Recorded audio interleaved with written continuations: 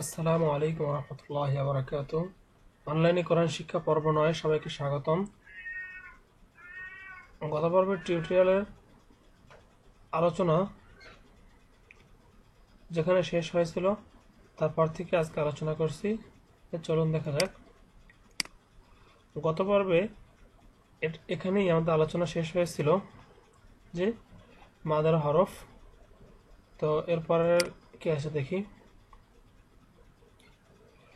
তো এই যে এক আলিফ আমরা যে বৃদ্ধি করিয়া পর্ব, যেমন জবরের বাম পাশে খালি আলিফ, জেরের বাম পাশে জজমওয়ালা ইয়া, পেশের বাম পাশে জজমওয়ালা ওয়াও, এটা একটা নাম আছে। এটাকে কি বলা হয়? এটাকে মদ্দে তবাই বলা হয়। মদ্দে তবাই।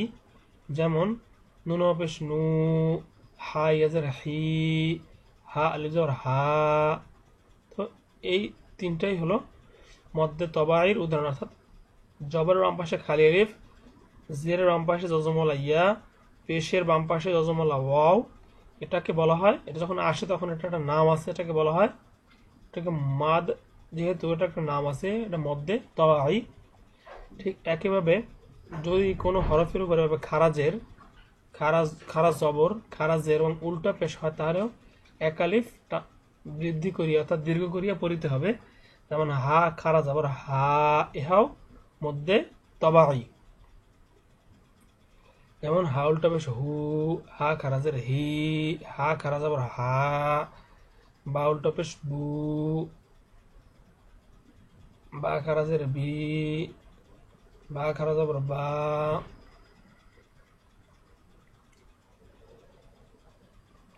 এখানে আরেকটা কথা বলা আছে, দেখুন হামজার হরকতের সঙ্গে একালিফ টানিয়ে যে মাত পড়া যায় তাহাকে মধ্যে বদল বলে। তো আসলে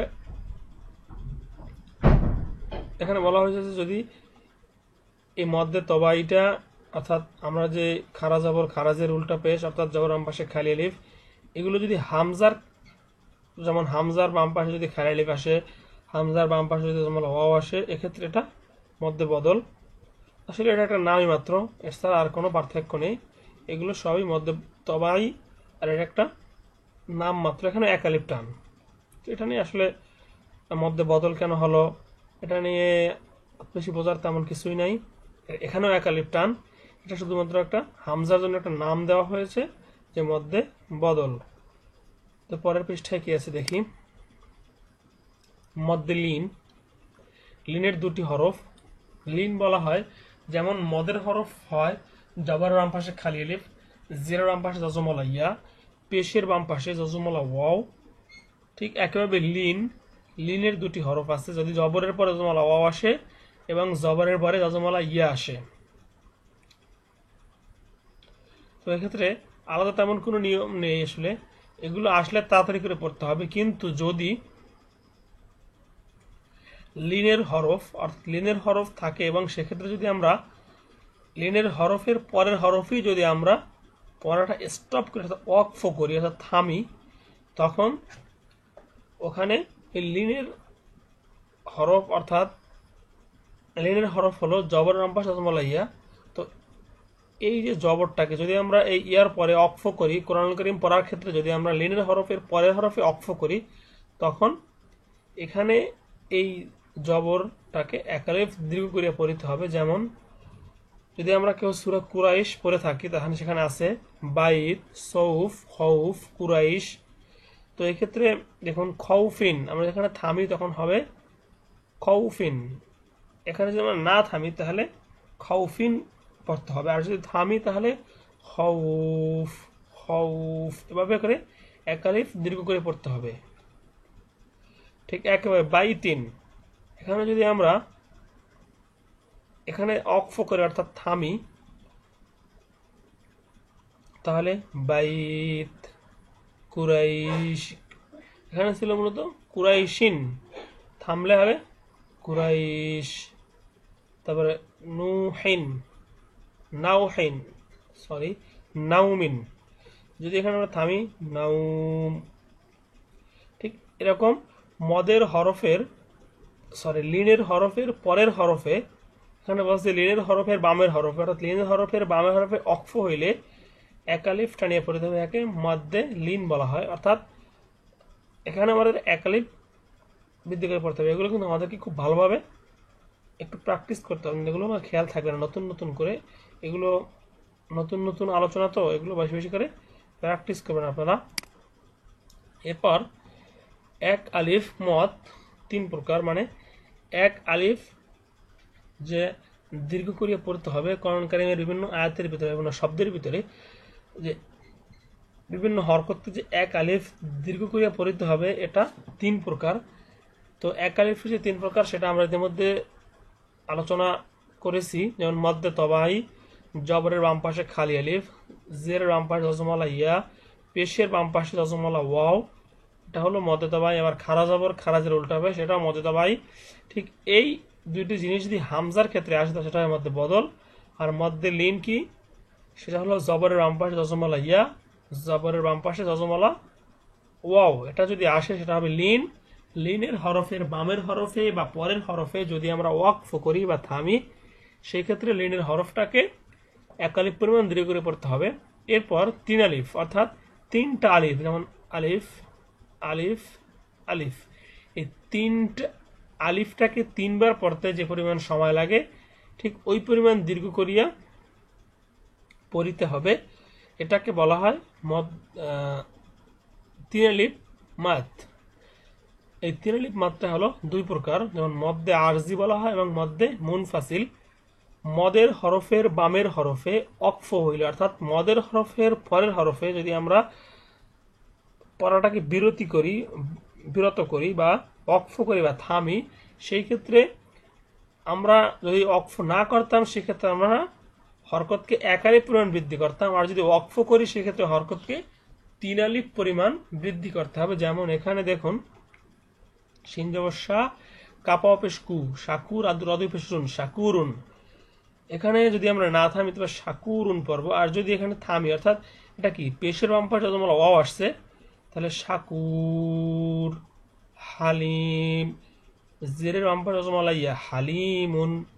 যদি আমরা এখানে না থামি তাহলে হালিমুন, এক আলিফ টানে থামি তাহলে হালিম, রহিম, সাহুন। এটা হলো মধ্যে আরজি। বিভিন্ন উদাহরণ দেওয়া আছে, এগুলো আপনারা ভালোভাবে দেখবেন। এরপর আসি মধ্যে মুনফাসিল আলোচনায়। মধ্যে মুনফাসিল কি, তো আপনারা যদি যখন কোরআনুল কারীম পড়বেন তো দেখবেন বিভিন্ন হরফের উপরে বিভিন্ন জায়গায় এভাবে একটা চিহ্ন আছে, এরকম একটা চিহ্ন। এটা দেখে আপনারা বুঝবেন যে এখানে 3 আলিফ টান, এরকম একটা চিহ্ন। এরকম চিহ্ন থাকলে সেটা 3 আলিফ টান। আরও একটা নিয়ম আছে, যদি মদের হরফের পরে হামজা থাকে তাহলে 3 আলিফ টানিয়ে পড়তে থাকে মধ্যে মুনফাসিল বলে। মদের হরফের পরে হামজা, এত কিছু হয়তো যদি মনে রাখতে পারেন তো ভালো, তাহলে এই চিহ্নটা দেখে আপনারা মনে রাখবেন। এই চিহ্নটা দিয়ে মনে রাখাই সহজ। মদের হরফের উপরে চিকন চিহ্ন, সাধারণত চিকন চিহ্নগুলো মদের হরফের উপরেই আসবে, এবং খেয়াল করে দেখবেন যেখানেই চিকন চিহ্ন আসছে তারপরে একটা হামজা আছে। যেমন লা ইলাহা, ক্বালু আমান্না।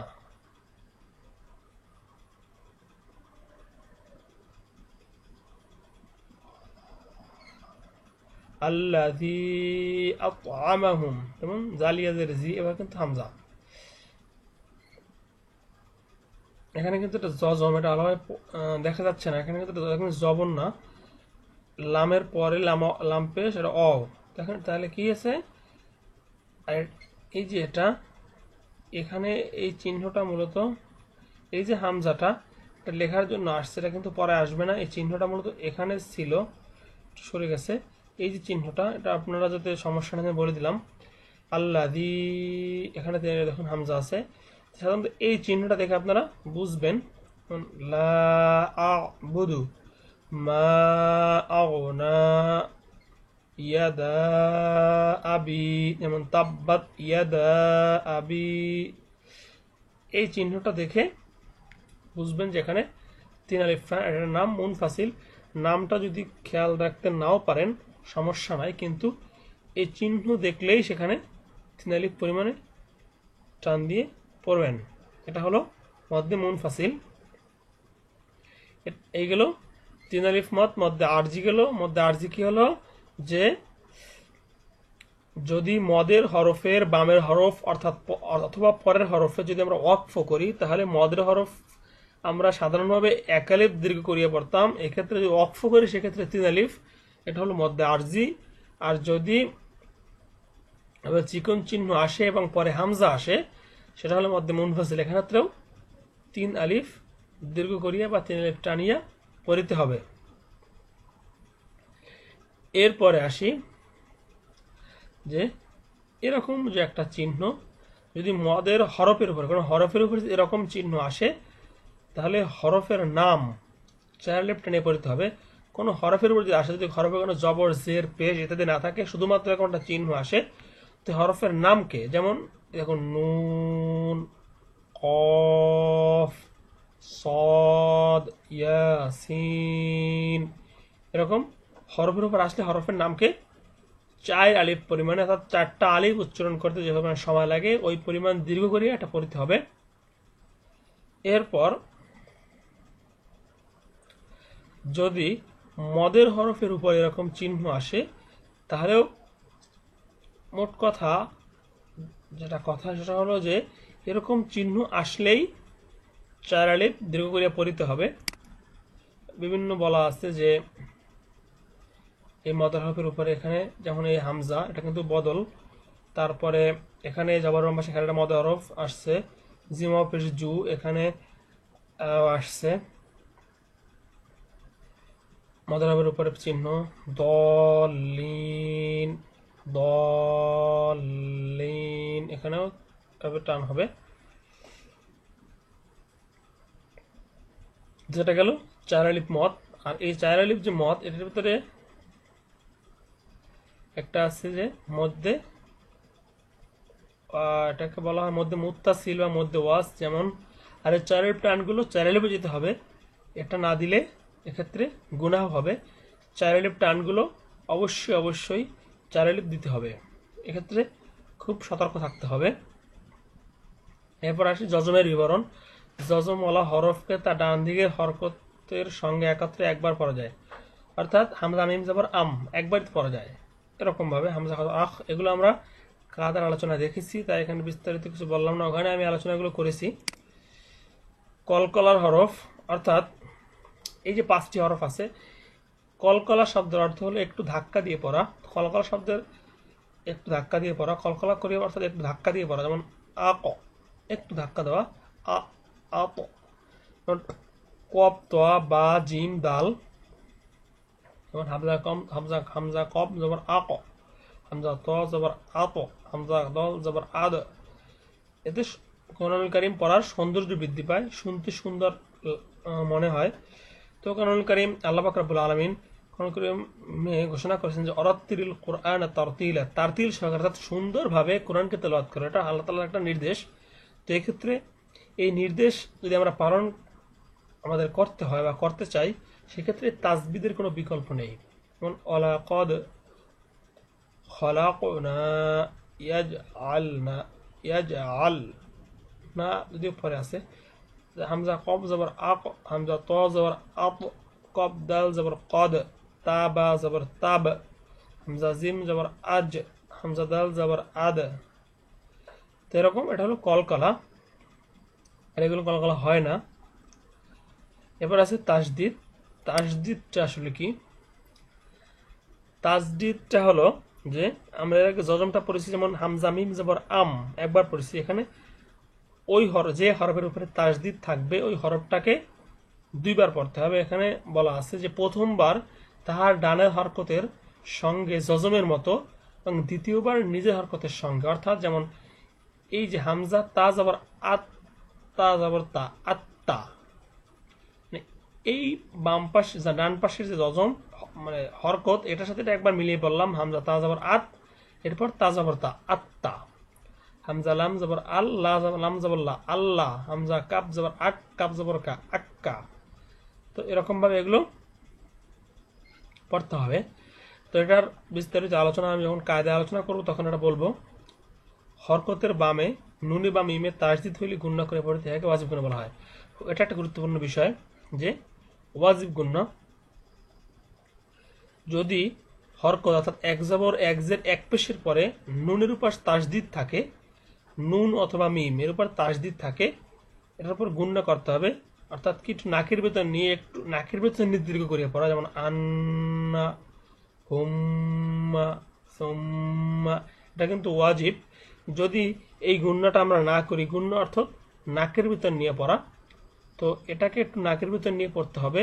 লুন্না, লাম্মা, জিন্না, ফালাম্মা, এরকম এই গুণনাটাকে নাকের ভিতর নিয়ে, কারণ এটা হলো ওয়াজিব, এই ওয়াজিবটা আমরা আদায় করব। তো এই গুণনাটা কিন্তু খুবই গুরুত্বপূর্ণ, এটাকে ওয়াজিব গুণনা বলা হয়। এই যদি আমরা এই গুণনাটা কোরআনুল কারীম তেলাওয়াতের সময় না করি, তাহলে কোরআনুল কারীম পড়লে তো সব হয়, কিন্তু এই গুণনা না করার কারণে সব হবে ঠিক, কিন্তু এই গুণনা না করার কারণে কিছু আমাদের আমলনামায় কিছু ওয়াজিব তরকের গুনাহ জমা হবে। এজন্য এই গুণনাগুলো আমরা করব। তো আজকের আলোচনা এ পর্যন্তই। আগামী পর্বের টিউটোরিয়াল দেখার আমন্ত্রণ জানিয়ে আজকের টিউটোরিয়াল এখানেই শেষ করছি। আল্লাহ হাফেজ।